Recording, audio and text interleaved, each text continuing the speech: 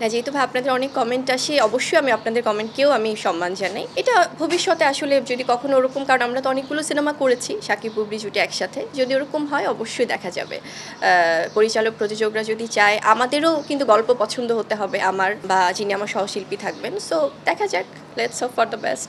আসলে আপনাদের কাছ থেকে অনেক সময় অনেক প্রশ্নও শুনি, যেগুলো আমি নিজেই অবাক হয়ে যাই। যেগুলো না না আমাদের হয় কি, আমরা যখন চলচ্চিত্রের যারা আমরা অভিনয় শিল্পী আছি, আমাদের অনেক সময় অনেক ফটোশুটে, অনেক বিজ্ঞাপনে সবাই ভালোবেসে সম্মান করে আসলে দেখতে চায়। সেখান থেকে আমাদের জাস্ট শুটিং করা। আর আমি অ্যাজ এন আর্টিস্ট, আমি অবশ্যই যেখানে আমার মনে হবে যে আমার প্রজেক্টটা ভালো লাগছে, সেখানে আমি প্রফেশনালি কাজ করব। এর বাইরে সিনেমার প্ল্যানিং ওটা পরিচালক প্রযোজকরা বলতে পারবে।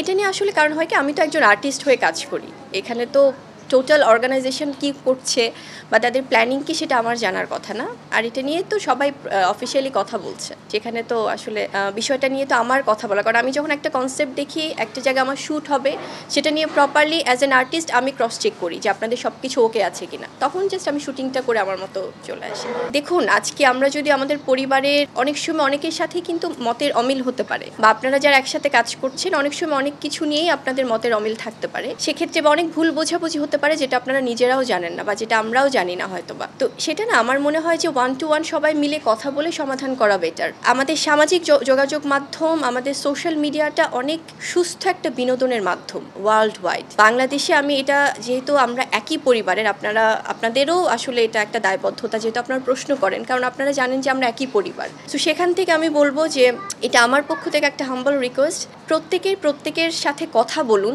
আমাদের কথা বলাটা কমে যাচ্ছে সবার সাথে 1 to 1 বা ফ্যামিলির মতো বা মিডিয়াতে, সবাই যে কোনো কিছু হলেই হয়তো বা আমরা সেটা সোশ্যাল মিডিয়ার মাধ্যমে হয়তো প্রকাশ করছি। দেখুন, যেই সমসাময়িক বিষয়টা নিয়ে আপনারা বলছেন, সেখানে কিন্তু আমি খুব একটা স্পেসিফিক্যালি না বললেও, কারণ হয় কি, এখানে আমরা সবাই বুঝতে পারছি যে আমরা কোন ইস্যুসটা নিয়ে কথা বলছি বা কি, এটা সম্পূর্ণ তাদের ব্যক্তিগত ব্যাপার যারা এটা ডিল করছে। বাট আমি চাবো যে দিন শেষে কিন্তু তারা সবাই প্রচণ্ড পরিশ্রমী আসলে, যারাই আছেন এখানে।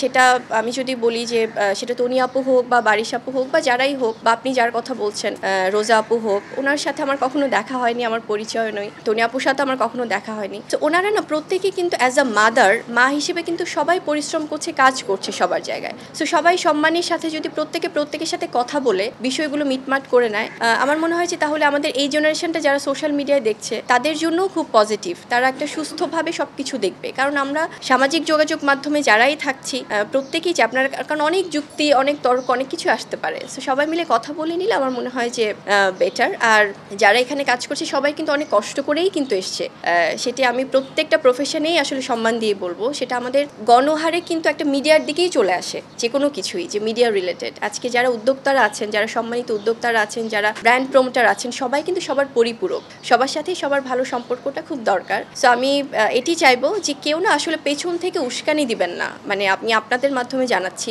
যে আচ্ছা আপনারা একটু চাইবেন যে সবাই যেন সুন্দরভাবে, প্রত্যেকের যে কারোই যেটা সমস্যা থাকুক, মিটমাট করে যেন তাদের মতো করে পজিটিভিটি ছড়ায় সোশ্যাল মিডিয়াতে এবং সামাজিকভাবে।